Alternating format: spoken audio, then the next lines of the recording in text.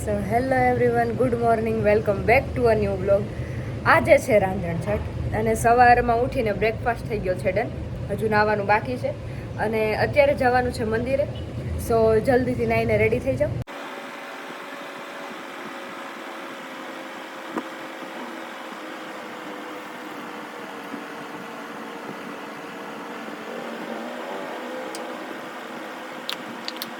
અત્યારે વાગ્યા છે 10:30 અને હું થઈ ગઈ છું રેડી અને હવે હું જઈ રહી છું મંદિર. જીઓ જીઓ, મંદિર આવું છે, મંદિર આવું છે, હાલો. તો કદાચ જીઓ આવે જોડે તો એને લઈ જાઉં છું. હમણાં બતાવું તમને. જીઓ અને એની મોટી બહેન ત્રિષા. બાને કે મંદિરે જાઉં છું કે મંદિરે જાઉં છું કે હા રજા છે ને. કેમ જાવ મંદિરે? જે કરવા. તો મને દે પેલવા. જે મને દે પેલવા. જો પ્રથમ આવ્યો ભાઈ આવ્યો અને કે હું જાઉં છું મંદિરે. તું ક્યાં જાવ? તમારે આવું છે? તમારે આવું છે? મને લઈ જા ને. નહીં લઈ જઈશ મને? નહીં હા કેમ? હા નહીં હા હા. પ્રથમના મમ્મીને નથી લઈ જવા. જે કરવા જવું છે? હે મંદિરે જવું છે? હા હા જે કરો. Okay bye bye. તો અમે જઈ રહ્યા છીએ અત્યારે મંદિર. આ છે જીનુબેન, જે નામ આમ જો જીયાનશી નામ છે, પણ અમે જીનું, જીયું, જીવડો. અને આ છે જીવની મોટી બેન ટીશુ. ટીશુ શીખ જાય છે બેટા આપણે મંદિરે. હેલો એવરીવન કેતો. Hello everyone. કેમ છો? કેમ છો? કેતો કેમ છો? મજામાં કેતો કેમ છો? તો જલ્દીથી મંદિરે પહોંચી જઈએ. કાજી નો ચાલો જલ્દી.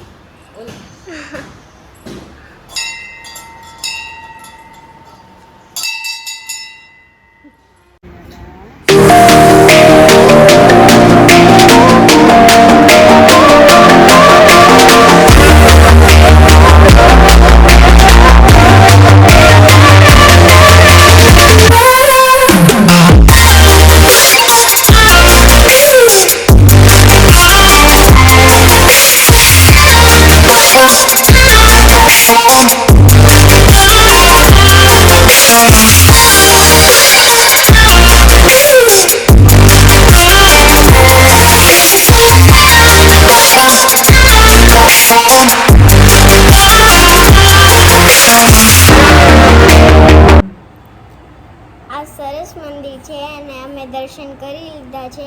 ધ્રુવભાઈ સાથે દર્શન કરવાની બહુ જ મજા આવી. વાહ ભાઈ વાહ. તારે કઈ કેવું જીવ? જીનો તારે કઈ કેવું છે? શું? તો પેલા હું બોલ, હું કહું નહીં બોલ.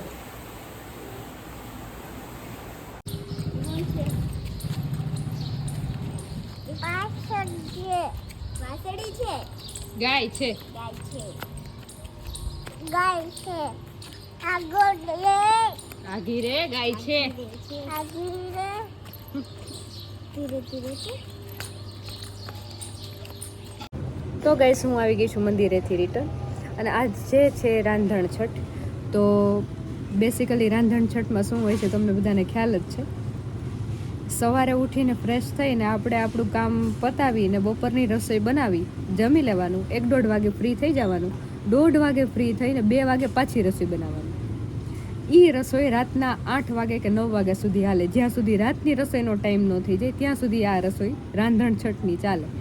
તો રાંધણછઠની રસોઈમાં તો બહુ બધું બનાવવાનું છે. મમ્મી કાલે કહેતા હતા લિસ્ટ એનું રેડી જ છે. હમણાં નીચે જઈને ખ્યાલ આવે. એક વસ્તુ હું શું બનાવું છું એ તમને બતાવતી રહું. હું શું બનાવું છું એટલે મને તો આવડે જ છે. હું ખાલી રીલ બનાવું કે વિડીયો બનાવું કે ખાલી સ્કૂલે જોબ કરવું એટલું જ નથી. મને રસોઈ બનાવતા પણ આવડે છે.